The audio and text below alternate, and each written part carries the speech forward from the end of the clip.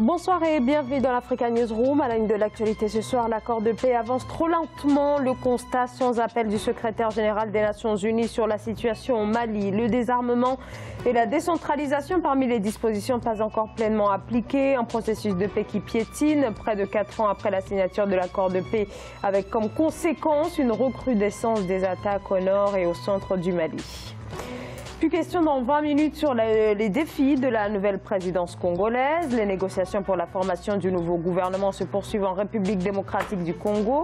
Une nouvelle équipe gouvernementale attendue dans un pays aux attentes immenses et où la population en grande partie dans la pauvreté est en quête de changement.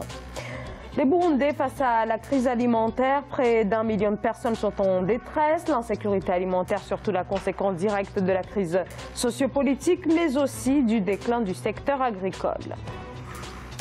Et pour en parler, j'ai le plaisir d'accueillir ce soir Anne-Marie Kofi Kwadiobla. Bonsoir. Bonsoir, merci pour l'invitation. Merci à vous. Vous êtes docteur en droit. À mes côtés également Alpha Oumar Diallo. Bonsoir. Bonsoir. Vous êtes consultant en finance et sans plus tarder, l'actualité.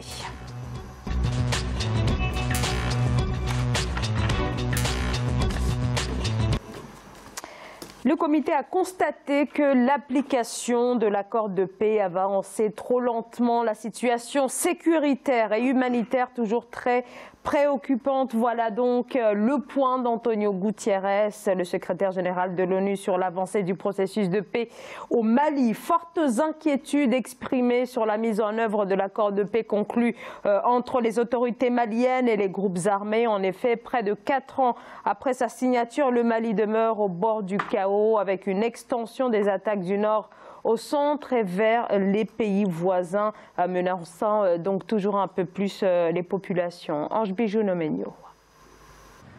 Depuis sa signature, le 15 mai 2015, l'accord de paix censé ramener le calme au Mali peine à se concrétiser. Sur le terrain, les attaques meurtrières se multiplient. Une situation qui interpelle et qui inquiète de plus en plus les autorités du pays, mais aussi la communauté internationale. La lenteur s'explique surtout par le manque de sincérité des acteurs qui sont en face. Et par acteurs, j'entends la communauté internationale et les mouvements signataires. Quand les mouvements s'engagent à désarmer, après il dit pour désarmer, il faut que l'État avance sur la régionalisation, des points qui ne sont pas compris dans l'accord, et tous les jours il y a de nouveaux préalables qu'ils mettent sur la table. Selon l'ONU, au total, 192 attaques ont été recensées au Mali depuis janvier 2018. Pour le comité de suivi de l'accord de paix, certaines contraintes sur le terrain seraient à l'origine de l'absence de résultats dans la mise en œuvre de l'engagement de chacun des protagonistes. Il faut une réappropriation par les acteurs nationaux. Je parle surtout des autorités politiques. Vous avez sur le terrain des autorités coutumières de gestion traditionnelle des conflits. Parmi les résultats pris par les autorités maliennes figure le lancement d'un processus accéléré de désarmement, de démobilisation, de réintégration et d'intégration. Mais pour ce qui est de la mise en place des autorités intérimaires, aucun progrès pour l'instant n'a toujours été réalisé selon l'ONU.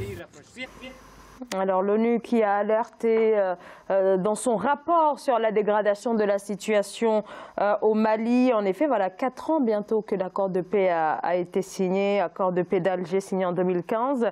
Alpha Oumar Diallo, comment vous expliquez le blocage du processus, mais surtout aussi quel risque pour le Mali dans la mesure où plusieurs pays menacent de prendre des sanctions. On pense notamment aux États-Unis qui, ces derniers jours, menacent de retirer une partie de leur contingent de la MINUSMA. Quel risque pour le Mali? En fait, comme disait l'interlocuteur au niveau du reportage, je pense qu'il y a un vrai problème d'engagement et de sincérité de toutes les parties prenantes, que ce soit du côté du gouvernement, que ce soit des autres partis qui réclament plus d'autonomie, plus de régionalisation. Et à ce niveau-là, la faute incombe à la fois à la communauté internationale qui a tardé à mettre en exécution les sanctions promises, mais aussi et surtout les autorités maliennes, le président Ibeka et son gouvernement, qui ne font, moi je pense, hein, ça n'engage que moi, pour moi ils ne font pas assez d'efforts. Ils ne font pas assez d'efforts. Lors du premier mandat, le président Ibeka s'est beaucoup accentué, a beaucoup mis l'accent pour sa réélection, que de penser vraiment à la sécurité et à la réconciliation des Maliens. Ces derniers jours, on voit sur beaucoup de médias les attaques dont sont victimes certains groupes ethniques sans que le gouvernement ne vienne à leur secours. C'est quand les médias internationaux en parlent qu'on voit le gouvernement réagir par des communiqués pour dire que les Maliens doivent vivre dans la paix et la cohésion nationale. Moi, je pense que... Donc vous pointez un manque de sincérité, de la part des autorités maliennes, et aussi je pense qu'il n'y a pas eu assez de réformes du secteur de sécurité, de sorte que les forces de défense et de sécurité puissent sécuriser véritablement et tous les coins du Mali. Alors on va en parler dans un instant, un peu plus en longueur. Anne-Marie Kofi Kouadiobla, on l'a vu dans le reportage, et c'est ce que dit également Alpha Oumar Diallo, à savoir qu'il y a un manque d'implication de toutes les parties prenantes. Alors en effet, est-ce qu'on peut pointer un double discours des uns et des autres? On pense à la fois aux autorités maliennes, mais aussi les groupes signataires de l'accord de paix de 2015. Effectivement, il y a une mauvaise foi dans l'application des accords. Mais il faut savoir qu'en matière d'application d'accords, il y a les parties qui sont signataires sous les auspices de tierces personnes. Donc ici, la tierce personne, c'est qui? C'est la communauté internationale, qui ne peut pas obliger aussi bien le gouvernement malien et les mouvements rebelles à appliquer l'accord. Ce sont les deux parties qui sont en belligérance. Donc il appartient à chaque partie malienne d'appliquer effectivement les dispositions de l'accord.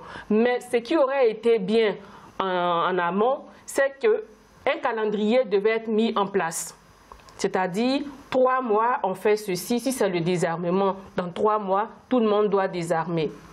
Et la communauté internationale doit être un gendarme derrière chaque partie lui permettant de respecter sa parole. Alors là, l'ONU impose au gouvernement malien de respecter pleinement cet accord de paix d'Alger d'ici au mois de mars, mais sans forcément mettre en place des mesures contraignantes pour... en tout cas, à l'encontre. Il doit y avoir des sanctions aussi. Si on met un tel calendrier, un tel planning en place et qu'à l'issue du délai imparti à l'autre partie, elle n'a pas respecté sa parole, on impose des sanctions. On ne peut pas prendre la vie des populations en otage. À vie, ça va faire près de 4 ans. Oui, et alors, en aval aussi, il appartient à l'État malien de prendre un certain nombre de mesures. Ça veut dire quoi? Il y a déjà des hostilités, les populations sont déjà dans l'insécurité. Donc, au fur et à mesure, il faut qu'il y ait de l'amélioration des conditions de vie des populations, c'est-à-dire trouver des emplois pour des jeunes qui demeurent des proies pour des terroristes ou des rebelles qui risquent d'être recrutés pour renforcer aussi leur contingent. Mais comment cet accord peut marcher quand les parties prenantes, chacune, adoptent un double positionnement? En fait, pour aller dans le même discours, en fait, moi je pense que la communauté internationale a sa part de responsabilité. Parce que c'est elle seule qui a les moyens de pouvoir imposer quoi que ce soit au gouvernement et au président Ibeka. Par exemple, s'ils avaient dit au président Ibeka, il n'y aura jamais d'élection tant que la feuille de route n'est pas appliquée totalement, je pense que lui qui voulait se faire réélire, il aurait mis tout sur la balance de sorte pour que... Oui, mais on aurait parlé d'ingérence, Alpha Oumar. Il faut faire attention dans cette affaire-là. Parce que quand la communauté internationale vient aider dans le cadre de conflits, tout dépend du degré de défaillance de l'État. C'est vrai que le Mali est en belligérance, mais les institutions sont là. Du coup, la communauté internationale ne peut pas se substituer aux autorités maliennes. Mais par exemple, quand je prends le cas de la Guinée, il y a beaucoup de contingents guinéens qui sont au Mali. Il y a le G5 qui sont au Mali, il y a l'aménagement avec la communauté internationale, il y a les soldats français qui sont sur le terrain. Donc, forcément, de manière directe ou indirecte, il y a ingérence. On ne peut pas dire, venez nous aider pour avoir la paix et la sécurité, mais ne nous imposez pas d'autres choses. C'est-à-dire qu'à un moment donné... Mais là, vous avez parlé d'élections. D'élections. Si on avait dit au président Ibeka, il n'y a pas d'élection tant que vous ne faites pas en sorte que l'accord de paix soit totalement appliqué de votre côté, je pense qu'il se serait grouillé. Parce que si on lui avait dit, on va vous mettre de côté, mettre un gouvernement d'union nationale jusqu'à ce que les élections soient organisées, parce qu'il aurait tout fait, il aurait tout mis sur la balance pour que la feuille de route et les accords de paix soient appliqués. Ça, c'est un. Deuxièmement, je pense que le président, les autorités maliennes cherchent juste à gagner du temps, à conserver leur pouvoir, à conserver leur privilège. La question du nord du Mali ne les intéresse que très peu. C'est quand il y a des attaques vraiment sanglantes et que les médias internationaux et la communauté internationale en parlent, qui se bougent en fait. Sinon, ils sont dans leur cocon privé, dans leur tranquillité à Bamako. Je pense qu'ils se soucient très peu de la souffrance et de l'insécurité qui règne au nord du Mali. Moi, c'est ma conviction. Alors, Anne-Marie Kofi-Kouadiobla, alors si on prend par exemple la question de la démobilisation, l'État malien, est-ce qu'il n'a pas sa part de responsabilité effectivement dans la lenteur du processus, dans la mesure où un cadre juridique manque, un cadre juridique légal manque pour permettre aux anciens rebelles d'intégrer les rangs de l'armée régulière, donc en devenant effectivement fonctionnaires. Mais ce cadre manque. Donc comment expliquer cela alors que l'État malien continue de dire qu'il faut impérativement accélérer le processus, mais sans effectivement mettre en place ce cadre légal? Non, là, on ne peut pas avoir le beurre, l'argent du beurre et le sourire du beurrier. Si avant de mettre un processus de désarmement en place, il faut que toutes les structures ou tout le processus prennent en compte la vie des personnes concernées. On ne peut pas demander aux gens de déposer des armes. Ils ont pris des armes, certes, mais ils ont reconnu qu'ils étaient hors de la République. Maintenant, on veut les réintégrer. Ce sont les fils de la nation. Ça ne veut pas dire que j'avalise la rébellion. Non.